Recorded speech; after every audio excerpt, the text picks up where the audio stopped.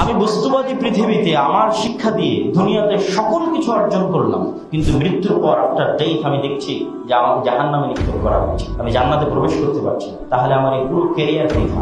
আমাদের বস্তুবাদী পৃথিবীর দৃষ্টিতে জ্ঞান এবং শিক্ষা ওটাই যেটার দ্বারা আমরা পৃথিবীতে সফলতা অর্জন করব, বস্তুর ক্ষেত্রে সফলতা অর্জন করব।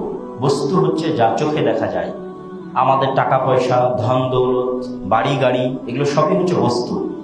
এমন শিক্ষা যা দিয়ে আমি এটা অর্জন করতে পারবো, এমন শিক্ষা যা দিয়ে আমি বাড়ি বানাতে পারবো, এমন শিক্ষা যা দিয়ে আমি টাকা উপার্জন করতে পারবো, এমন শিক্ষা যা দিয়ে আমি গাড়ি কিনতে পারবো, এটাই বস্তুবাদী পৃথিবীর দৃষ্টিতে সফল এবং সাকসেসফুল শিক্ষা। কিন্তু ইসলামের দৃষ্টিতে শিক্ষা শুধু দুনিয়াবী সফলতার মধ্যে সীমাবদ্ধ নয়। ইসলামের দৃষ্টিতে সফল এবং সাকসেসফুল মানুষ সেই যে একাধারে তার দুনিয়ায় সফলতা অর্জন করে, অন্তরে প্রশান্তি অর্জন করে, পরকালে সফলতা অর্জন করে। এই তিনটা মিলেই ইসলামের সফলতা এবং সাকসেসফুল হওয়ার মানদণ্ড দাঁড় করানো আছে। তথা এই তিনটা জিনিস আমাদেরকে যে শিক্ষা দিতে পারবে সেই শিক্ষাই প্রকৃত শিক্ষা, যে শিক্ষা আমাদের দুনিয়াতেও সফল করতে পারবে, পরকালেও সফল করতে পারবে এবং আমাদের অন্তরে প্রশান্তি দিতে পারবে, আমাদেরকে মানসিকভাবে শান্তি দিতে পারবে।